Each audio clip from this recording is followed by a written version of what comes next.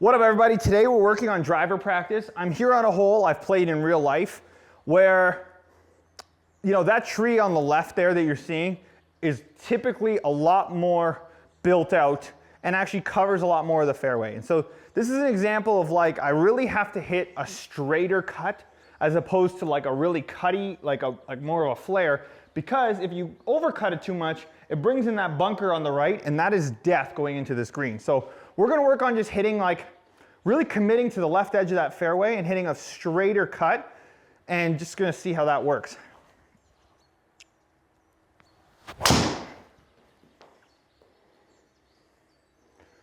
Oh wow. Path was a little inside out, but I left the face open enough to be fine. Okay, I was not expecting that on the first drive. That's not bad.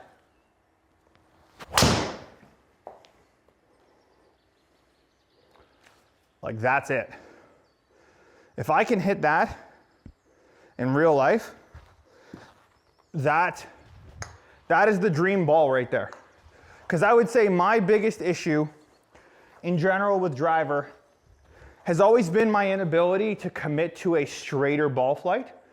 Whether I'm hitting a draw or a fade, my problem is I hit the bigger version of that shape. So in this case, normally before I was had all these new swing mechanics, I'm really covering it, I would aim, at that tree or maybe even left of the middle of that tree and really try and bring it back, or hit it high and try and bring it back. Or if I was to hit a draw on this hole, I would aim at that bunker and really try and sling it. I think even too, if I was to hit a draw on this hole, I'd be very curious because I've been working so much on my path numbers. I think I could probably get a draw through here. That would be interesting as well.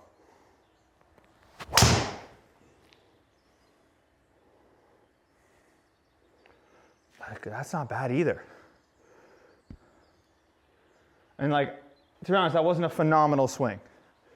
That was a little nervy.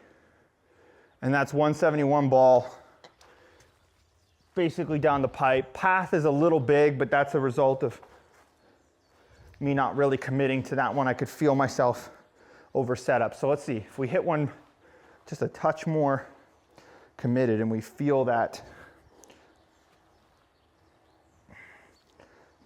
feeling. That's left. Oh, not terribly left. Okay, hold on. There's one thing I'm not doing, and I can feel it. Specifically, and I'm working on this with my irons too, is when I get to here to really kind of go this way as opposed to this, right? And so I need to go this way, and the moving up creates the attack angle as opposed to doing this. So let's see if I can cover that a little better. That'll clean up the path, and then also clean up the attack angle a little bit too.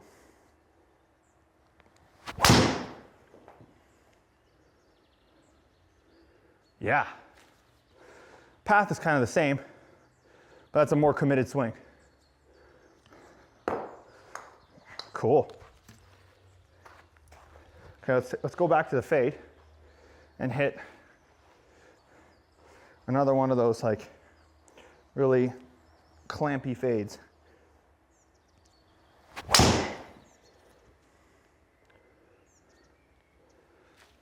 Come on, gentlemen, and any ladies watching.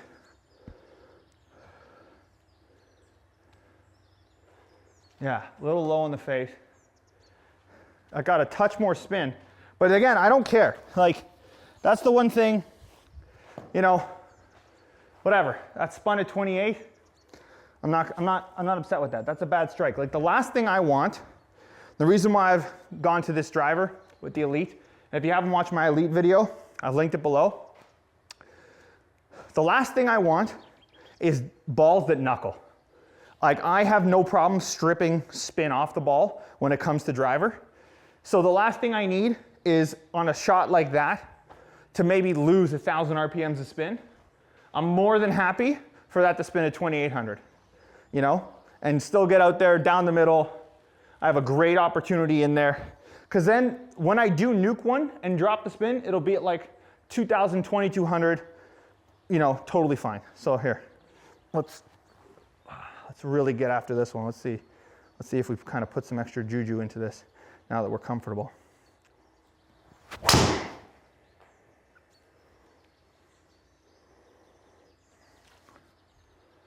Yeah, see, there's already 25.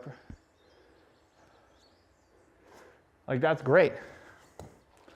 And that's probably where, like, that's where I want to live. Like, you know, I know I talk about being able to hit draws with the driver.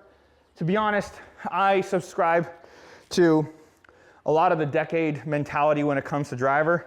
Shot shape is like one shot shape with the driver all day. However, where I deviate from it, and listen, I'm not a math genius, but there are just times where trying to fit a fade into a place just doesn't feel right, and I struggle to commit with it, and so I would want to hit a draw.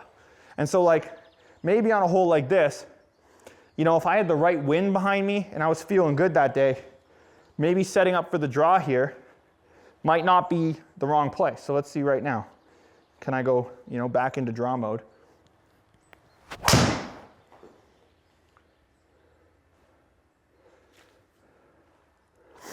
So, like, if we need to, we can hit a draw. And that's also part of the reason for the setup there for the spin is that, you know, a miss on a fade will spin at 2,800. That wasn't the greatest contact with a draw, and that spun at 2,000, right? So if I do want to go and hit a draw, the last thing I want to do is start spinning this at 1,800, spinning it at 1,600, you know? Getting those absolute knuckleballs. Like, I hate that. All right, one more monster fade to finish the day.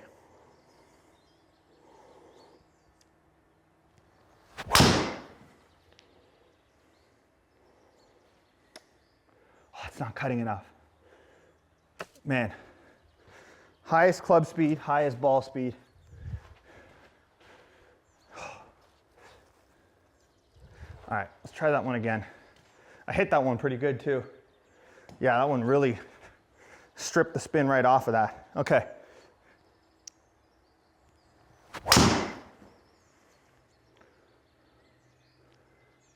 Wow. Basically like neutral is neutral.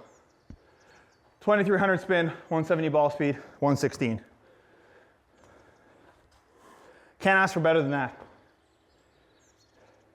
Can't play bad golf from there. That's our baseline. We're only gonna get faster from here. I'm only getting stronger. My mechanics are only getting better. But these are great numbers, and this is what I need to build off. Because, like, that's awesome. Two up, 170 ball speed, 2,300 spin. This is it. So anyway, hope you guys have been enjoying these practice series with this. Like, this is what I'm grinding on a ton. I'm excited. Like, again, I have never seen numbers like this consistently with everything. So I'm just continuing to build on this and kind of working on the flaws in my game. And hopefully this gives you guys insight on things you can do when you're at a simulator and, you know, trying to work on your own games and progress. So thank you guys so much for watching. Like and subscribe if you haven't already, and I'll catch you on the next one. Peace.